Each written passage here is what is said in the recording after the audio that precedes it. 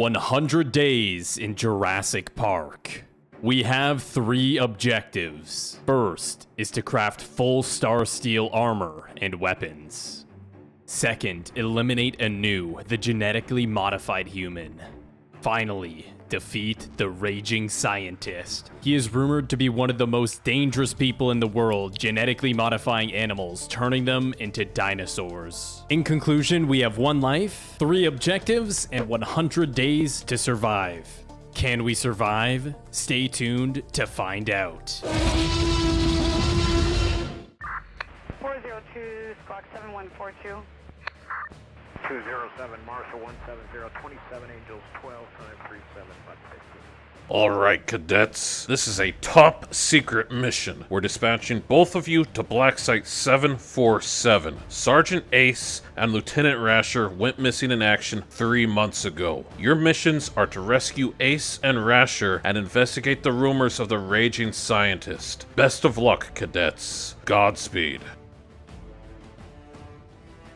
Wow, it's a beautiful day outside. The sun is out and the sky is blue. You can't ask for anything better than this. 10-4, looks like we're gonna have clear skies for the rest of the day. I'm losing control. What's going on? Mayday, mayday. I repeat, mayday, mayday. We are going down.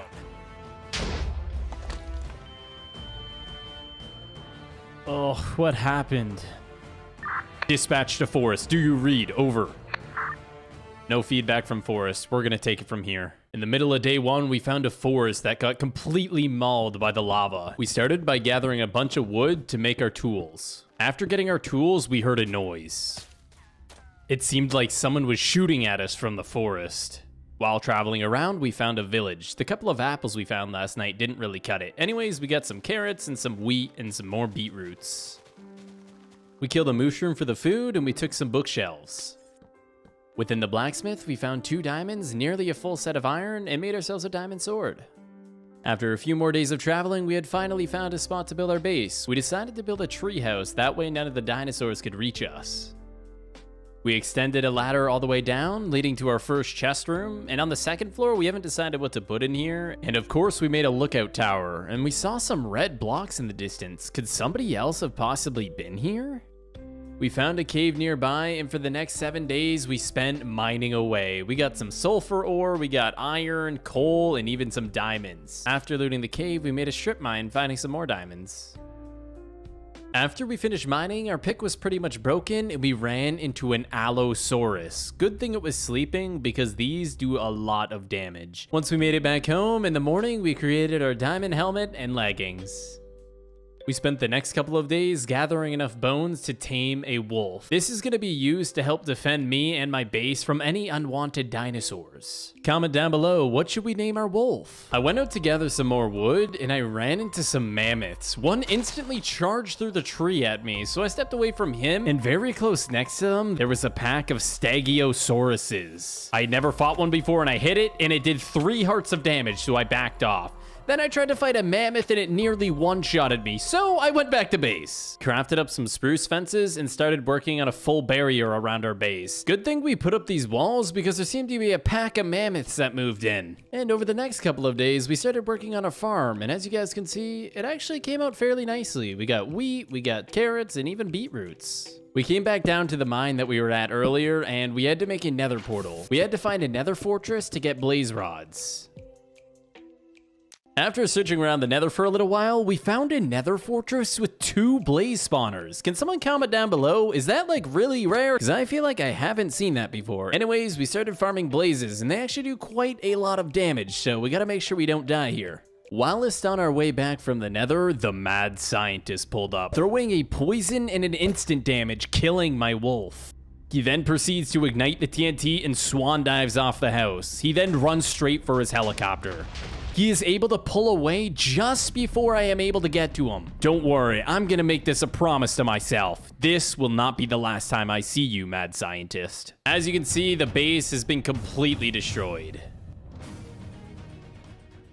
After traveling for a few days and murdering some pigs, we have finally built our base. We decided to build our base into a mountain this time, and most of it is not out of wood, so there's no way he can burn down our house, that's for sure. So we went with something simple. We got our little entranceway here, and you walk in, we got a bed in the corner, and we have a nice little lookout spot. From days 42 to 45, we went out exploring, and in the distance, we saw some sort of white figure. After I got closer, I realized this was Rashner and Ace's plane. We checked out the back rooms to see if there was any signs of Rashner and Ace. They've gotta be around here somewhere. We went to the cockpit of the plane, and all we found was dead leaves and cobwebs. This must have been here for a while. After searching around the entire plane, we went to the back and we found ourselves a little secret room. There was some glowstone and a chest. I thought it was some sort of trap, so we were kind of sketched about it, but we opened the chest and found ourselves a Starseal chest plate and axe. This provided me with speed 3 and jump boost 4 for a limited time. It took us 2 days to return home, and we tried making this jump with jump boost and actually almost dying. Wouldn't have that been a weird way to end the video? Anyways, for the next couple of days, we started working on our brewing area. We got brewing stands, collected sand and nether wart, and then created a bunch of potions like strength, speed, and instant health. The reason why we brewed all these potions was because we were looking for the Anu boss, and after traveling for 3 days in the nether, we didn't quite find the Anu boss, but we killed that ghast, and we found some sort of weird structure. As I broke inside, a bunch of honey fell out. Could this be some sort of beehive? We decided to break in through the top, and a swarm of bees came at me, so I panicked and jumped off and almost died. After traveling for 7 more days, in the distance, we see a figure. As we get a little bit closer, it is indeed Anu's ship. This is the ship that is going to get us to his headquarters. The outer layer of the ship was laced with redstone, so I went ahead and broke that just in case of a trap. Behind the staircase, we found 5 golden apples and a scarab gem. The scarab gem is going to be used to spawn in the Anu boss. Also, we started looking through the other chests and started finding these figurines. We needed to collect 4 of these. Luckily, they were all found inside of this boat. For this ritual, you need 4 redstone and 4 figurines, which causes the statue to levitate and explode, creating a portal. 1 like equals 1 prayer. Here we go. We have finally found Anu's mansion. This is where he stays. After we pop our speed and strength, we charge into the headquarters, aggroing a lot of Anu's bodyguards. We gathered a fairly big group of them and then brought them outside, killing them one by one. Luckily, we had our speed potions, otherwise we probably wouldn't be able to outrun them. I found gathering them in a group is the most effective way to get through them pretty quickly. They can also teleport behind you like an Enderman. Inside of this chest, we found ourselves some diamond boots, which is actually going to really help us. When we walked in this room, I realized that there was an enchantment table in the center, so we killed these guards, grabbed the lapis, and enchanted. Anyways, it is time to fight the Anu boss. As you can see, the coffin slowly opens, and it is time. We both immediately jump off the platform, and each time he hits me, lightning comes striking down, lighting me on fire. As you can see, he does a lot of damage, which is why I'm popping golden apples. And as we're fighting, he grows wings and flies. He then sends fireballs at me. We then push Anu all the way into the corner, putting him in a very bad position, allowing us to do quite a bit of damage here. Not only can he grow wings, not only can he cast fireballs, but now he spawns in mobs. He spawned in zombie pigments with armor, some blazes, and now he's running away. He ran through the hallway spawning multiple guards on me and boxed himself in full obsidian. Now I had to kill all of these guards. We dragged like all 10 of them to the middle and took them down. We then worked our way into the obsidian box where Anu was hiding. We then blocked ourselves in the same quarters as him, and I don't know if this is the best idea. He has unlimited fireballs, but at the end of the day, we were able to take him down. As Anu's body was on the ground, we right-clicked it, teleporting us to his lair. We also had an ancient key in our inventory, allowing us to unlock this chest. This chest ended up giving us an ancient clock. Not too sure what this is used for, but it's pretty cool. We spent the next few days traveling back to our base, and we found a sign stating, "Hello, survivor. If you're reading this, meet up here," and he provided us coordinates. So we gathered our essential supplies that we think we'd need, and we saw some crazy dinosaur. Yeah, we're not gonna fight that. Painful, is that you? Over? Wait a minute.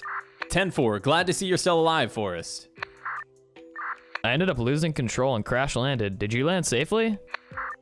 No, my engine cut off too. I wonder if there was some sort of energy barrier that cut off our power. I'm not sure, but this plane must be where Rasher and Ace crash landed. I hope they're both still alive. Wait, what is that noise? It's the mad scientist! Follow him, quick! So once again, Forrest and I were reunited, and we were chasing down the mad scientist. We went in the same direction as him for days, and we finally found his lair. We started walking down this creepy cave, and at the end of the hallway, we found some weird looking thing on a fence. This cave seemed to be going all the way down to nearly bedrock. Anyways, we killed this skeleton, and we found the room with Rasher and Ace. Now we just gotta get them out of here. I wasn't sure where the mad scientist was, but we were not gonna stop now.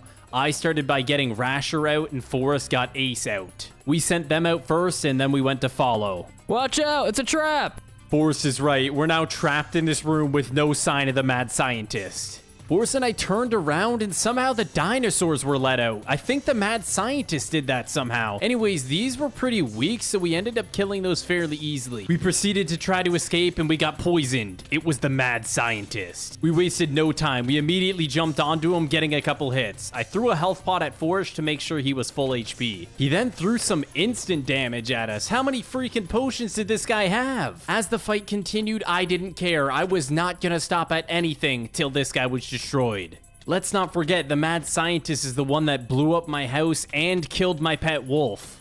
And while we were fighting, I thought of a strategy. I mind opened the lava. The plan was to hit the mad scientist into the lava. I don't know what kind of staff this guy's using, but it does a lot of freaking damage. He got me all the way down to 4 hearts, causing me to use more golden apples and instant healths. Forrest had a really good hit, hitting him right in front of the lava, and just like that, we knocked him in. And the mad scientist was defeated.